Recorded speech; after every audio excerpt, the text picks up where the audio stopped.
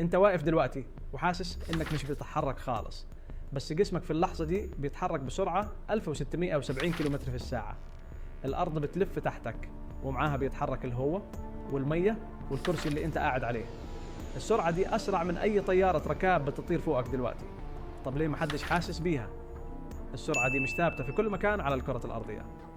عند خط الاستواء بتكون في أعلى معدل ليها، وكل ما تتحرك ناحية القطبين بتقل السرعة تدريجياً لحد ما توصل صفر عند القطب نفسه. يعني شخص واقف في القاهرة بيتحرك بسرعة مختلفة عن شخص واقف في أوسلو في نفس اللحظة بالضبط. غريب إنك تتحرك بسرعات مختلفة وإنت واقف مكانك، صح؟ السبب الحقيقي ده إنك مش حساس بالحركة، مش لأنها بطيئة. السبب إن مفيش تسارع. جسمك والهواء اللي حواليك والمبنى اللي أنت فيه كلهم بيتحركوا مع بعض بنفس السرعة في نفس الاتجاه.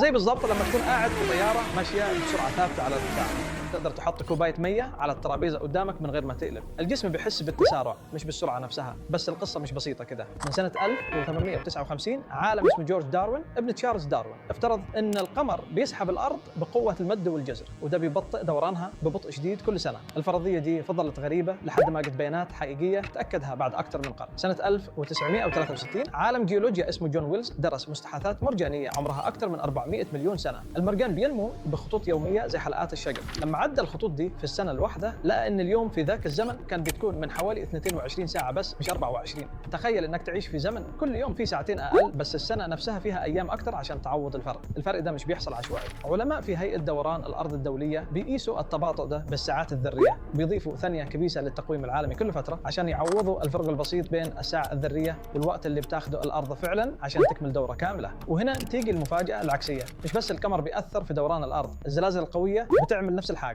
عالم في مختبر الدفع النفاث التابع لناسا اسمه ريتشارد جروس حسب ان زلزال سومطرة سنة 2004 وزلزال اليابان سنة 2011 قصروا طول اليوم بجزء من المليون من الثانية. السبب ان كتلة الارض توزعت بشكل مختلف شوية بعد الزلزال، زي راقصة باليه لما تقفل ذراعها فتلف اسرع. يعني كل حاجة بتفترض انها ثابتة حواليك من طول اليوم لحد سرعة دورانك بتتغير كل ثانية بمقادير صغيرة جدا ما تقدرش تحسها بحواسك. مش عشان الفرق مش موجود، عشان جسمك مبني اصلا على انه يحس بالتغير مش بالحالة الثابتة مهما كانت ضخمة. فالمرة الجاية اللي تحس فيها انك واقف مكانك من غير حركة، افتكر انك في الحقيقة بتلف بسرعة تفوق اي طيارة، والارض نفسها بتبطئ شوية كل يوم، والزلازل بتغير طول يومك من غير ما تحس. انت واقف بس مفيش حاجة حواليك واقفة فعلا.